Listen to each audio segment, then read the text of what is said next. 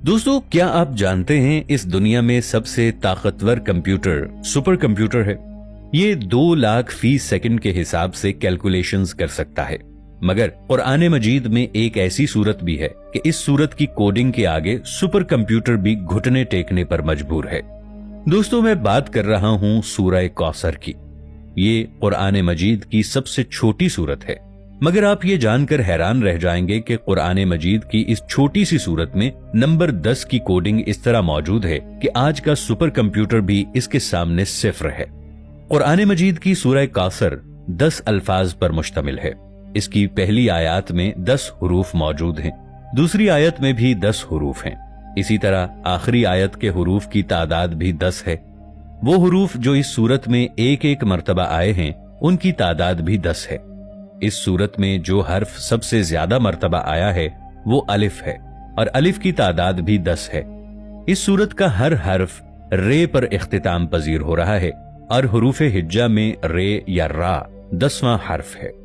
इस सूरा में हर आयत में मौजूद हर दूसरे हर्फ का इख्तिताम काफ पर होता है। ये अल्फाज 10 मुख्तलिफ हुरूफ से मिलकर बनते हैं। वहीं आयत के आखिरी हर्फ का इख्तिताम रा पर होता है। अब समझने वाली बात यह है कि हर्फ काफ की न्यूमेरिकल वैल्यू 20 है, हर्फ रा की न्यूमेरिकल वैल्यू 200 है। अगर हम इसको 20 के टेबल में देखें तो ये 10 बनता है। कुरान मजीद की बाकी सूरतों की तरह सूरह कौसर की इब्तिदा भी बिस्मिल्लाहिर्रहमानिर्रहीम से हुई है।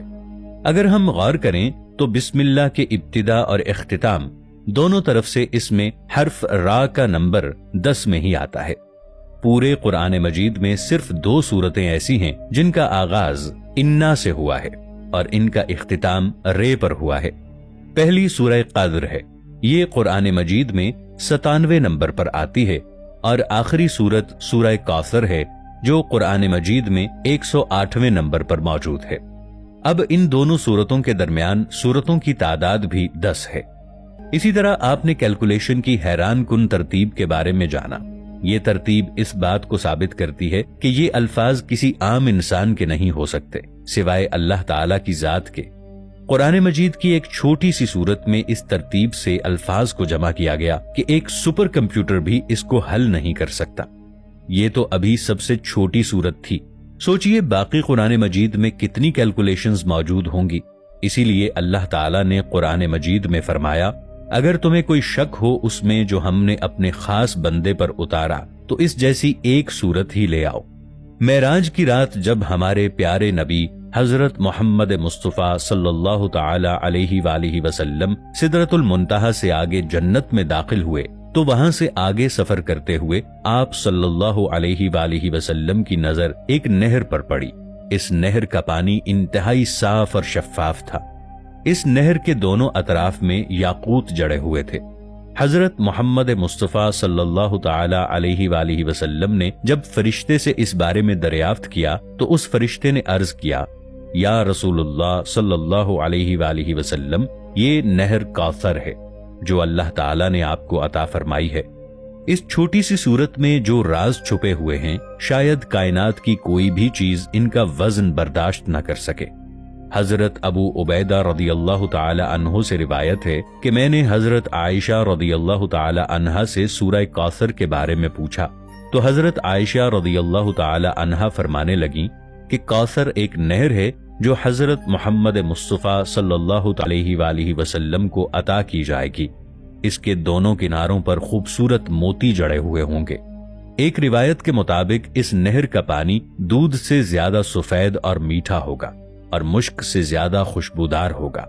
एक मसलक के मुताबिक कौसर हजरत फातिमा रदियल्लाहु ताला अन्हा का नाम है, जबकि कुछ लोगों के मुताबिक कौसर से मुराद एक कसम है, और एक मसलक के मुताबिक कौसर जन्नत में एक नहर के पानी का नाम है। और ये अकीदा दुरुस्त है क्योंकि एक हदीस शरीफ में कौसर को एक नहर बताया गया है और इसे हाज़े कौसर कहा गया है, और ये नहर जन्नत में बह रही है। इस नहर को हाज़े कौसर कहने की वजह वो कसरत है जो इस नहर के पानी के साथ मिल जाता है, और इस बात का मतलब हमें हजरत मोहम्मद सल्लल्लाहु अलैहि वालिहि वसल्लम की एक हदीस से वाज़ेह हो जाता है, जिसमें हुजूर नबी करीम सल्लल्लाहु ताला अलैहि वालिहि वसल्लम ने फरमाया کہ روز قیامت میں تمہاری کثرت کی وجہ سے دوسری امتوں پر فخر کروں گا۔ اس نقطے پر سورہ کوثر کے مطلب کو واضح سمجھنے کے لیے ہمیں اس وقت میں جھانکنا ہوگا جب اس دنیا کا کوئی وجود نہیں تھا۔ اس وقت اس دنیا میں حضرت آدم علیہ السلام سے لے کر اس دنیا کے آخری انسان کی روح سے اللہ تعالیٰ عہد لے رہا تھا۔ یہ وہ وقت تھا جب تمام ارواح میں سے اللہ تعالیٰ میں انبیاء علیہم السلام کی ارواح کو منصب دینا شروع کیا۔ وہ منصب یہ تھا کہ اللہ تعالیٰ کے احکامات کو لوگوں تک پہنچایا جائے، مگر اللہ تعالیٰ نے ان کو یہ انتخاب بھی دیا تھا کہ کون سا نبی کتنے لوگوں کی ذمہ داری اٹھا سکتا ہے کہ وہ اتنے لوگوں کو جمع کریں۔ اب اس بات پر غور کریں۔ حضرت عبداللہ بن عباس رضی اللہ تعالی عنہ فرماتے ہیں کہ رسول اللہ صلی اللہ علیہ وآلہ وسلم نے فرمایا کہ ایک مرتبہ حج کے موقع پر میرے سامنے ساری امتیں پیش کی گئیں، یعنی بذریعہ کشف آپ صلی اللہ علیہ وآلہ وسلم کو پچھلی تمام امتوں کا دیدار کروایا گیا اور ان کے ساتھ امت محمدیہ بھی ان کے سامنے پیش کی گئی۔ تو حضرت محمد صلی اللہ علیہ وآلہ وسلم نے جب امت محمدیہ کی تعداد کو دیکھا تو ان کا دل بہت خوش ہوا۔ دوسرے انبیاء کرام علیہم السلام کی امتوں کی تعداد اتنی زیادہ نہیں تھی جتنی آپ صلی اللہ علیہ وآلہ وسلم کی امت کی تعداد تھی۔ دوسرے انبیاء کرام علیہم السلام سے زیادہ تعداد کی وجہ بھی یہی ہے کہ حضرت محمد مصطفیٰ احمد مجتبیٰ صلی اللہ تعالی علیہ وآلہ وسلم سے پہلے جتنے بھی انبیاء کرام آتے، ان کے بعد ایک اور نبی آ کر پہلے والے نبی کے کام کو آگے بڑھاتا، جو کہ اللہ تعالیٰ کے احکامات کو لوگوں تک پہنچانا تھا۔ چونکہ حضرت محمد صلی اللہ علیہ وآلہ وسلم اللہ تعالیٰ کے آخری نبی ہیں، اس لیے قیامت تک لوگوں کی اصلاح کا ذمہ حضرت محمد صلی اللہ علیہ وآلہ وسلم پر ہے۔ اسی لیے حضرت محمد صلی اللہ علیہ وآلہ وسلم نے فرمایا کہ قیامت کے دن میں تمہاری کثرت کی وجہ سے دوسری امتوں پر فخر کروں گا۔ کوثر کا ایک مطلب خیر کثیر بھی ہے۔ حوض کوثر اور اس کثرت کا مطلب یہی ہے کہ جو امتی پل صراط سے گزر کر آگے بڑھیں گے تو حضرت محمد صلی اللہ علیہ وآلہ وسلم ان لوگوں کو حوض کوثر سے پانی پلا کر ان کے اجسام کو صاف کر دیں گے، کیونکہ حوض کوثر سے آگے جو مرحلہ ہوگا وہ آخری مرحلہ ہوگا اور وہ مرحلہ جنت میں جانے کا ہوگا۔ حوض کوثر کا پانی پلا کر انسانوں کا جسم جنت میں جانے کے لیے تیار کیا جائے گا، کیونکہ یہ پانی پیے بغیر کسی بھی انسان کا جسم جنت میں جانے کے لیے تیار نہیں ہوگا اور اس کا جسم جنت میں داخلے کو برداشت نہیں کر سکے گا۔ اس کا مطلب یہ ہوا کہ وہ پانی صرف پیاس بجھانے کے لیے نہیں ہوگا، بلکہ ایک انسان کے پورے جسم کو صاف کرنے والا پانی بھی ہوگا۔ جیسا کہ جب حضرت آدم علیہ السلام کو اللہ تعالیٰ نے ایک خاص درخت کے پاس جانے سے منع فرمایا تھا، مگر شیطان کے بہکاوے میں آ کر حضرت آدم علیہ السلام نے اس درخت کا پھل کھا لیا۔ اس پھل کو کھانے سے پہلے حضرت آدم علیہ السلام اور اماں حوا کی کیفیت کچھ اور تھی، مگر جیسے ہی انہوں نے پھل کھایا تو اس پھل میں موجود طاقت کی وجہ سے آپ علیہم السلام کے جسموں میں تبدیلیاں آنا شروع ہو گئیں۔ ان دونوں نے اپنے جسموں کو پتوں سے ڈھانپنا شروع کر دیا۔ ان کے جسموں میں وہ عمل ہوا جس سے ان کے جسم میں تبدیلی شروع ہوئی۔ بالکل اسی طرح سے حوض کوثر سے پانی پی کر ایک انسان کا جسم مکمل طور پر تبدیل ہو جائے گا، اور یہی تبدیلی ایک انسان کو جنت کی طرز زندگی کو برداشت کرنے کی طاقت فراہم کرے گی۔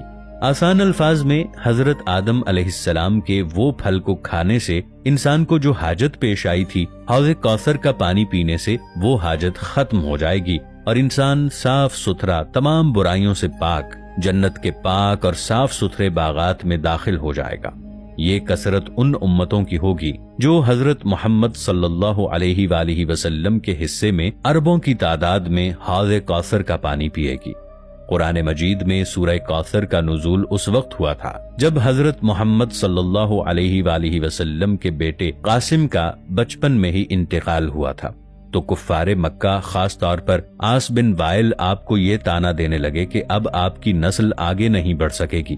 تو تب اللہ تعالیٰ نے یہ سورت نازل فرمائی اور فرمایا کہ اللہ تعالیٰ نے آپ کو ایک ایسی نعمت عظیم سے نوازا ہے جو کسی نبی اور رسول کو بھی عطا نہیں کی گئی، یعنی حوض کوثر۔